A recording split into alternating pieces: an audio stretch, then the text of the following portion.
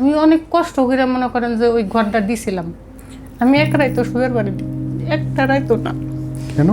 আমি রাজমিস্ত্রির সাথে রাজমিস্ত্রি মশলা বানাই দিছি, আমি মাথায় করে নিয়ে ব্যয় দিছি। আমার অনেক স্বপ্নের ঘর, 25 বছর তার সাথে আমি সংসার করছি। 25 বছর সংসার করার পরে যখন ঘর একবারে কমপ্লিট, ওই দিনকে আমার বাড়ি থেকে বের করে দিল। ওই ঘরে আপনি এক রাতও থাকতে পারেন না? এক রাইতো না, আমি এক রাইতো থাকিনি। আমাদের ওই বাড়িতে, শ্বশুর বাড়িতে এই সাসাবের নামে একটা উরস হয়। উরসের দিন আমার বড় ছেলে এসে আমার মোটর সাইকেলে করে নিয়ে গেল, আম্মু বাড়ি আসো। গেলাম, খুব আশা নিয়ে গেছিলাম যে আমার হয়তো নিতে আসছে।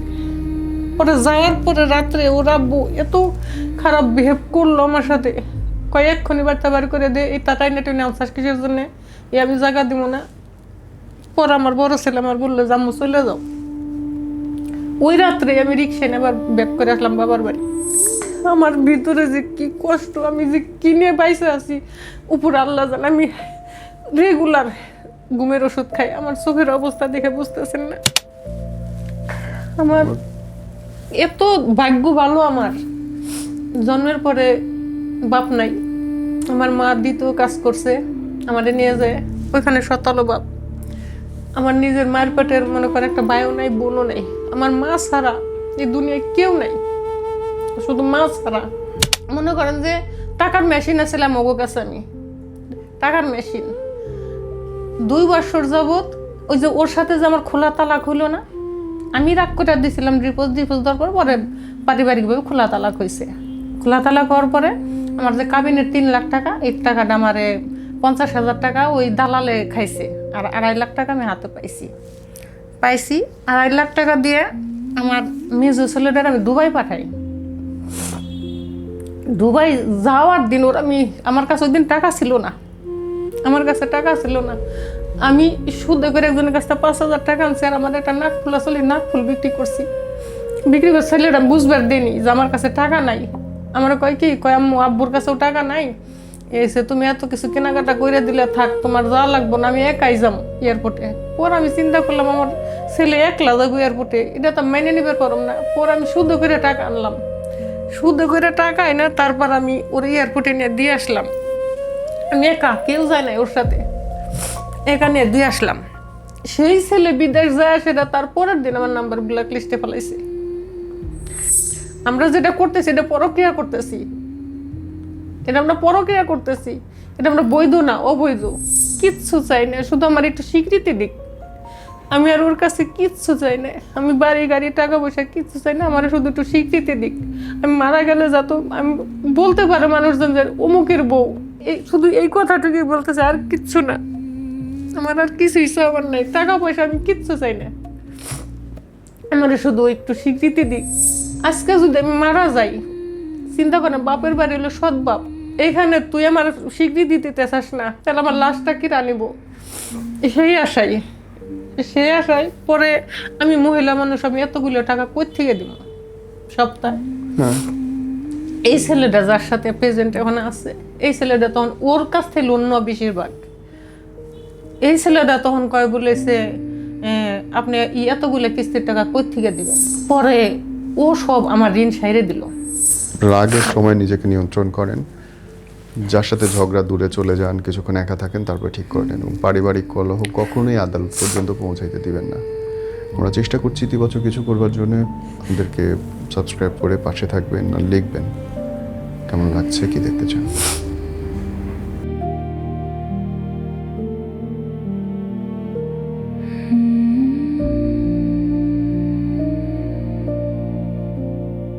কি নাম আপনার? রিনা। রিনা, কি হয়েছে? আগে যে বিয়েটা হয়েছিল ওই ঘরে 3টা সন্তান আছে, 3টা ছেলে। ওইখান থেকে এই ছেলের সাথে আসছি, কারণ এই ছেলেরও দোষ না, আমারও দোষ না, এটা ভাগ্যের পরিণতি আমার। কিরকম বলতে, ওই ছেলের বাবা মানে গরিব নিরহ, তো যে কোনো কারণবশতই হোক, মানে একটা ঘর আমি দিছিলাম ধার দেনা করে। আপনি ধার করে ঘর বানিয়ে দিয়েছিলেন আপনার স্বামীকে? হ্যাঁ ঘর বানাই দিছি ওগো বুদ্ধি নিয়েই মানে আমার হাজবেন্ডের সাথে আমার ছেলের সাথে সব পরামর্শ করেই ওরা আমার সাথে পরামর্শ করেই আমি মনে করেন যে ওই আজ থেকে 15 বছর আগের কথা জি। ওদের সাথে বুদ্ধি পড়াশোনা ওই সময় মনে করেন 9 লাখ টাকা আমি খরচ করছি। 9 লাখ টাকা 25,000 টাকা সপ্তাহে কিস্তি ছিল। তা ওরা আমার বললো যে আম্মু তুমি কমপ্লিট করো, আমরা 3 বাপ বেটা কিস্তি টানবো। আমি অনেক কষ্ট করে মনে করেন যে ওই ঘরটা দিছিলাম। আমি এক রাইতো শুয়ের বাড়ি একটা রাইতো না। কেন? আমি রাজমিস্ত্রির সাথে রাজমিস্ত্রি মশলা বানাই দিছি, আমি মাথায় করে নিয়ে ব্যয় দিছি। আমার অনেক স্বপ্নের ঘর, 25 বছর তার সাথে আমি সংসার করছি। 25 বছর সংসার করার পরে যখন ঘর একবারে কমপ্লিট, ওই দিনকে আমার বাড়ি থেকে বের করে দিল। এত টাকা আমরা কিস্তি দিতে পারবো না, আমরা টিনের ঘরে থাকতাম, আমরা বিল্ডিংয়ে থাকবার চাই না।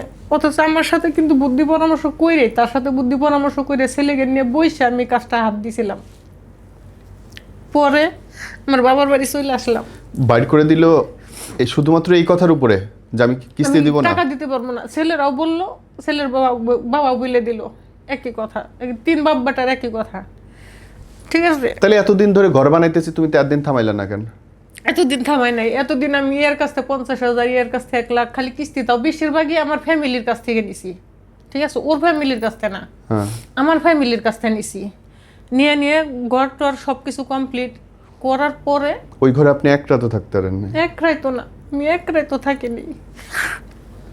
আমাদের ওই বাড়িতে, শ্বশুর বাড়িতে এই সাসাবের নামে একটা উরস হয়। উরসের দিন আমার বড় ছেলে এসে আমার মোটর সাইকেলে করে নিয়ে গেল, আম্মু বাড়ি আসো।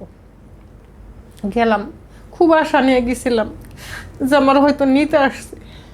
পরে যাওয়ার পরে রাত্রে ওর আব্বু এত খারাপ বিহেভ করলো আমার সাথে, কয়েকক্ষণই বার্তা বাড়ি করে দে, এই টাটাই নেটে নেওয়া কিসের জন্যে, এই আমি জায়গা দিব না। পরে আমার বড় ছেলে আমার বললো যে আম্মু চলে যাও। ওই রাত্রে আমি রিক্সা নিয়ে আবার ব্যাক করে আসলাম বাবার বাড়ি।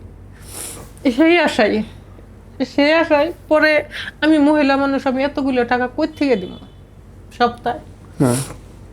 এই ছেলেটা যার সাথে প্রেজেন্ট ওখানে আছে, এই ছেলেটা তখন ওর কাছ থেকে লোন নেওয়া বেশিরভাগ।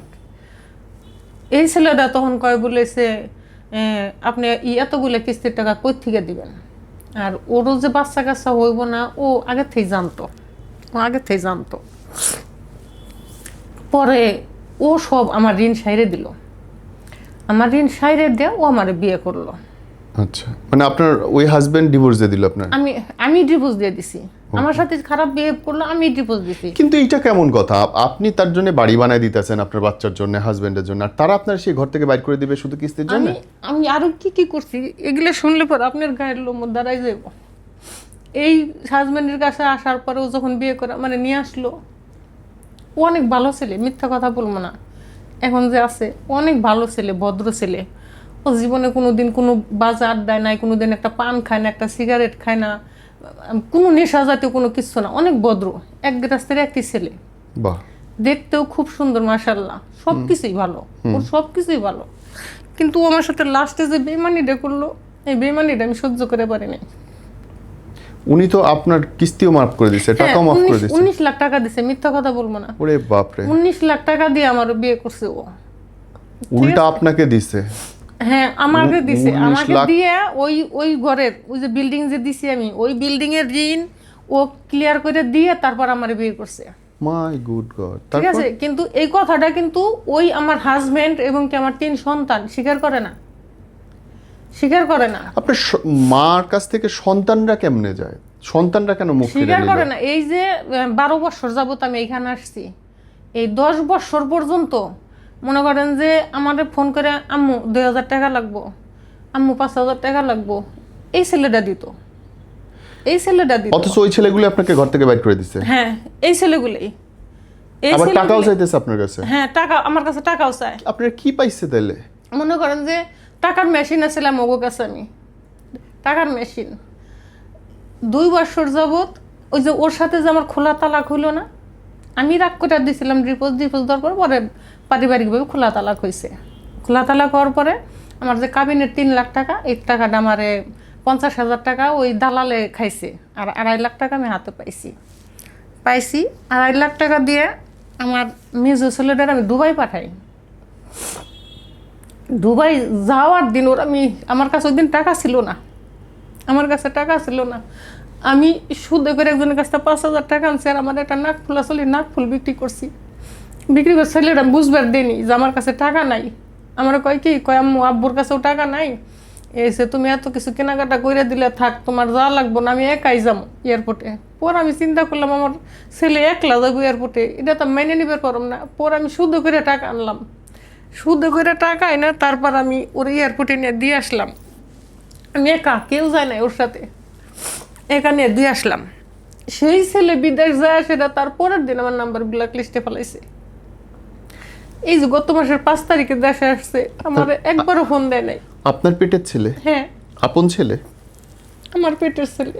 আমার একবারও ফোন দেয় নাই যে আম্মু আমি দেশ আইছি। আমার ভিতরে যে কি কষ্ট, আমি যে কিনে বাইসে আছি উপর আল্লাহ জান। আমি রেগুলার ঘুমের ওষুধ খাই, আমার চোখের অবস্থা দেখে বুঝতেছেন না।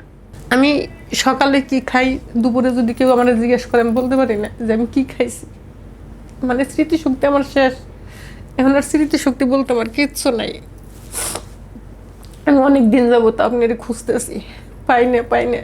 ফেসবুকে আমি প্রত্যেকটা ভিডিও নিজে দেখি। মাথা গরম হয়ে যেতে শুনে, নিজের আপন ছেলে পেটে ধরছেন যারে, সেই ছেলেগুলো আপনারে ব্লক লিস্ট করে রাখে কেমনে? তাও আপনার দেয়া বাড়িতে থাকে, আপনার বানানো বাড়িতে থাকে, আপনার টাকায় বানানো বাড়িতে থাকে। আমি মাঝে মধ্যে ঝগড়া লাগলে মাঝে মধ্যে ওই বড় ছেলের ফোন দিয়ে বলি আমি যে বোলডোজার নিয়ে যাই তোকে বিল্ডিং ভাঙিয়ে দিয়ে আসবো, কারণ ওই বিল্ডিং তো তোদের অধিকার নাই, ও বিল্ডিং তো তোগো না।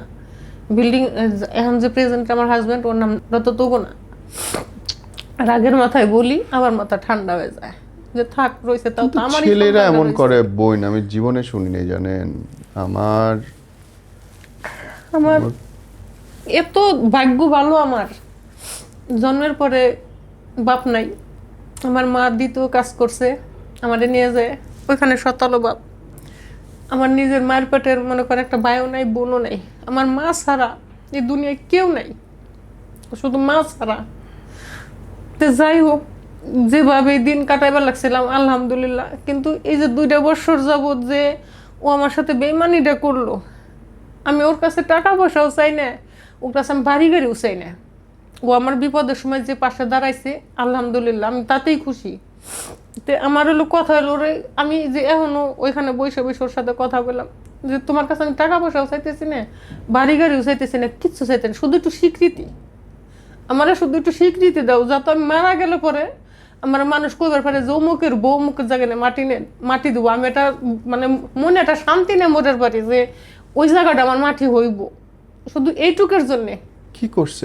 বললেন তো 10 বছর তো খুবই ভালো ছিল, করছে কি? 10 বছর আমার সাথে ভালো সংসার করছে, ভালো সুন্দর জীবন যাপন করছে। আপনার 3 বাচ্চা সহ আপনি তার মানে 3 বাচ্চা রেখে আপনি তার সাথে বৈবাহিক সম্পর্ক গেছেন।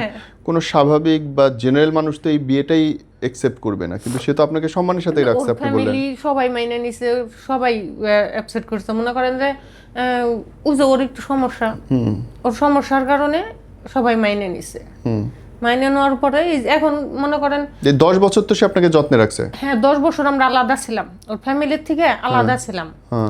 যে কি এই যে আমি ডিভোর্স দিলাম, যে চাকরি রিজাইন দিল না, রিজাইন দেওয়ার পর যে টাকাটা পাইলো, এই টাকাটা নিয়ে এলো আমাদের মধ্যে। চাকরি যদি রিজাইন না দিত তাহলে আর আমার জীবনে এই ইডে আসতো না। কি করছে বলেন? টাকাটা পাওয়ার পরেই বাড়িতে চলে গেছে, বাড়িতে যা বোনের নামে নমিনি দিছে আর ওর নামে রাখছে বোন বাগনি।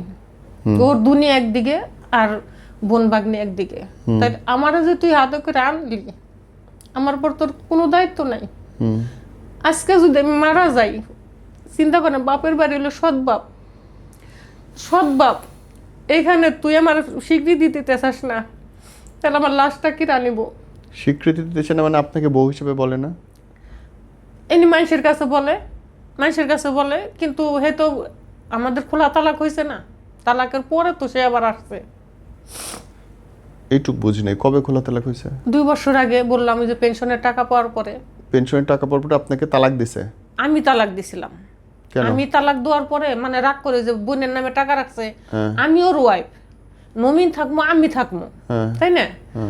আর যদি ওর যদি নমিনি দিতেই হয় আমারও দিব ওর বোনেরও দিব, বোনের যদি অতটাই ভালোবাসে হ্যাঁ আপনাকে কিছু অংশ দিয়ে তার হ্যাঁ, তার বোনেরে বোনের দিব। কিছু অংশ দিবে। হ্যাঁ, কিন্তু পুরাটাই ওর বোনেরে দিছে। এর আগে আমি মানুষ মানে 100% সম্পত্তি পাবে হচ্ছে তার বোন। বোন, ছোট বোন, তাও ছোট বোনরে বেশি দিছে। আচ্ছা, এতে আমি আবার এই পেনশনের টাকাটা পাওয়ার আগে মানুষজন নিয়ে বসছিলাম, যে বাসা ভাড়া থাকতাম ভাড়াটিয়া, তারপর আর 2-3 জন উকিল নিয়ে বসছিলাম। বসেও বলছে যে না 10 লাখ টাকা ওর নামে রাখবো, বাকি টাকা আমার নামে রাখবো। ঠিক আছে, আমার যদি নামে 10 লাখ টাকা থাকে, আমি যদি 6 মাস 1 বছর ঘরে পড়েও থাকি, আমার ওই টাকার বিনিময়ে আমার একজন দেখবো। এটা আমার সন্তানরাই হোক বা রাস্তার মানুষ হোক বাইরের মানুষ হোক, আমি এই আশা নিয়ে আসছিলাম। ও আল্লাহ 9 মাস হয়ে যায়, চাকরি রিজাইন দিছে 9 মাস পরে টাকার খবর পাই না। পরে একদিন কই যে বললাম দুপুরে লাঞ্চ করার সময় আমি জিজ্ঞেস করছি, পরে কইছে টাকা রাখ করো না, টাকা পাইছি, টাকা পাইয়া টাকা রাইখে থইছি। কোনে রাখছো? যে সঞ্চয়পত্র কিনে, সরকারি সঞ্চয়পত্র কিনে টাকা রাইখাইছি। তখন আমার মাথা ঠিক আসছিল না। পরে আমি এবার মনে মাথা গরম হইলে যা হয় আর কি, মাথা গরম হওয়ার তো কথা। আমার বাড়িওয়ালা যে বাসায় ভাড়া থাকতাম উনি তখন ইন্ডিয়ায় ছিল, ওনার কাছে ফোন দিয়ে বললাম যে ভাই এই ঘটনা, পরে ওর বাসায় বাড়ি করে দাও। পরে ও তো জানি তো আমি এমনি এনে যাইবো না। পরে আমি ওরে ডিপোজিটের কাগজ হাতে ধরাই দিলাম। ধরাই দেওয়ার পর ও বাড়ি চলে গেল। বাড়ি যাওয়ার পরে তো ডিভোর্স কেন দিলেন তারে? ওই যে মাথা গরম করে, যে মাথা গরম করে ঝগড়া করতে পারেন, মাথা গরম করে ঝগড়া করেন, মারামারি করেন, ডিভোর্স কেন দিলেন? ডিভোর্সটা এইটাই তো ভুল, আমার জীবনের কালি তো এইটা। ওই ডিভোর্সটা দিয়েই তো ভুলটা করছি। ঠিক করেন না, এটা অপরাধ হয়েছে। এই ডিভোর্সটা আমার সাথে ঝগড়া হইতে পারে, আমি ডিভোর্স দিয়ে কাগজ দিব তার হাতে? ঝগড়া মারামারি করে আমি জানি যে ঝগড়া মারামারি করে ওরা আমি বাসা থেকে বের করে পারতাম না। ওর আমার উদ্দেশ্য আসলে যে ডিভোর্স দিলে পরে ও আমার ভালোবাসে, এটা আমি স্বীকার করি। ও আমার অনেক ভালোবাসে, এখনো বাসে। এখন জামাইয়ের নামে বলতেছেন, আপনি এটাও বলতেছেন যে আমি আপনাকে ভালোবাসে? হ্যাঁ ভালোবাসে, আমার খুবই ভালো লাগছে। ও আমি তো প্রথমেই বলছি যে ও একটা অমায়িক ছেলে, ঠিক আছে, ও একটা অমায়িক ছেলে। কিন্তু ও আমার মানে এটা আমার বলা ঠিক হইব কি না হইব জানি না, মনে হয় ফ্যামিলির চাপে ও কাজটা করতেছে আমার সাথে, ঠিক আছে। কিন্তু সেইটা তো আপনি তার সাথে বসে বুঝায় তারে ঠিক করার কথা। অনেক বুঝাইছি ভাইয়া, অনেক বুঝাইছি। সে কি বলে? খালি সময় চায়। কি বলে? খালি বলে যে এই তো করমু, এই তো করমু। আবার এই যে কিছুদিন আগে ওর মা মারা গেছে, 1 মাস হয়েছে। ওর ফ্যামিলি তো তার কেউ নাই, একটা বোন, খালি একটা বোন আছে। ওর মাটা মারা গেছে। ও রান্না করে, ওর বোন চাকরি করে প্রাইমারি স্কুলের টিচার। ওর নিজে রান্না করে। তা আমি কইছি এখন তো আর তোমার কোনো ঝামেলা থাকার কথা না। ওগো এলাকার যে 2-4 জন মানুষ আমার সাথে কথা বলে, তারা কয় বাপি এখন তো আপনি বাড়িতে আসতে পারেন, এখন তার কোনো সমস্যা নেই, আপনি এখন বাড়ি চলে আসেন। ওরা আমি বলছি কয়েকবার যে এখন তুমি নেও আমারে, কয় সময় আসুক। হ্যাঁ বলি একটা সময় আসুক, সময় কবে আসবো? তার মানে সে আপনাকে চায় না? এখন তাই বোঝা যাইতেছে। চাইলে তো এতে সময়ের কি ব্যাপার, আমার বউ আমি তুলবো। আমিও ওইখানে বসে কথা বললাম, বলতেছে কোনো কিছু বলার দরকার নেই, বাসায় চলে আসো। আবার আমার কাকারও ফোন দিছে, আমার কাকারও ফোন দিয়ে বলতেছে রিনা কোন জায়গায় জানি গেছে, ওরে মানা করেন আসতে বলেন। পরে কাকা কইছে আমি এটা বলে পারলাম না।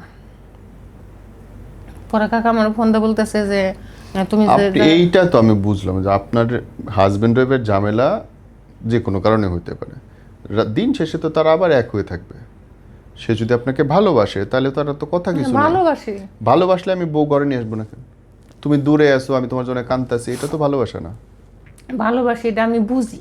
একজন মানুষ একজনের ভালোবাসলে বোঝা যায় না। কিন্তু ভালোবাসলে দূরে কেমনে রাখবে? 2 বছর দূরে রাখছে। 2 বছর, আমি 2টা বছর, আমি এই যে 12 বছর ওর সাথে সংসার করি। আমি আমার বাবার বাড়িতেও একটা রাত কোনোদিন থাকিনি, কোনোদিনও না। এই যে 2টা বছর যাবত আমি, এটাও জানে। আর এই ওষুধটা কি ক্ষতি এটাও জানে। না আমার একবারও মানা করে না যে না তুমি এই ওষুধটা খাইও না, এটা তোমার অনেক ক্ষতি হইতেছে, একবারও মানা করে না। কালকে আমি ফোন দিয়ে সেটা বলছি যে আমার তো আর একা এরকম জীবন কাটাইতে ভালো লাগতেছে না, তুমি আসো, আর তুমি যদি না আসো তাহলে আমারে তোমার বাড়ি নিয়ে যাও। হে ডাইরেক্ট এক কথায় কয় অনেক সময় লাগবো, এখন এই মুহূর্তে সম্ভব না। কবে সময় আসবো? সময়টা আসবো কবে? তার মানে ঘোরানোর জন্য কথাগুলো এনে বোন, তারপরে কি কাণ্ড? এখন ওই টাকাটা আপনাকে দিবে না, আর আপনাদের এখন ফ্যাসাদ হচ্ছে টাকাটার জন্য। হ্যাঁ, এই একমাত্র টাকাটার জন্য। ও যদি এই চাকরিটা রিজাইন না দিত, ওর চাকরির বয়স ছিল আরো 12 বছর। 12 বছর ছিল বয়স। মানে শরীরটা তেমন ভালো না, মাঝখানে কিডনির সমস্যা ধরা পড়ছিল, ডায়াবেটিস অনেক। এজন্য পরে ও আবার এক গ্রাসের একই ছেলে। ওর বাবাও সরকারি চাকরি করতো, টাকা পয়সার কোনো অভাব নাই। বাবারও, ওর বোনও সরকারি চাকরি করে, পুরা ফ্যামিলি সরকারি চাকরি, কিন্তু খাওয়ার মতো কেউ নাই। বোন, এখন যদি শেষে আপনি আপনার হাজবেন্ডের জন্য কিছু বলতে চান, এই ক্যামেরায় বলেন। হাজবেন্ডের জন্য শুধু একটা কথাই বলবো যে আমি কিচ্ছু চাই না, শুধু আমার একটু স্বীকৃতি দিক। আমি আর ওর কাছে কিচ্ছু চাই না, আমি বাড়ি গাড়ি টাকা পয়সা কিচ্ছু চাই না, আমার শুধু একটু স্বীকৃতি দিক। আমি মারা গেলে যাতে আমি বলতে পারে মানুষজন যে অমুকের বউ, এই শুধু এই কথাটুকুই বলতে চাই, আর কিচ্ছু না। আমার আর কিছুই চাওয়ার নাই, টাকা পয়সা আমি কিচ্ছু চাই না। আমার শুধু একটু স্বীকৃতি দিক। আমার মানুষের, আমার নিজের শতালু বোন, আমার কয় বলে তোর আবার বিয়ে করে, আমি প্যান্ট শার্ট পরে হাতে চুরি খুলে প্যান্ট শার্ট পরে মর্দ সাইজে রাস্তা দিয়ে ঘুরমু। নিজের আমার শতালু বোন, আমার এই যে পরে যে বিয়ে হয়েছে আমার ওই ঘরের, এই কথা ওরে আমি বলছি যে দেখো আমার এইরকম করে সামনাসামনি মুখের উপর বলে যে তুমি নাকি জীবন আমার আর বিয়ে করবে না। কথা বলে না, কোনো কথাই বলে না, চুপ করে থাকে। এই কথা বললে পরেই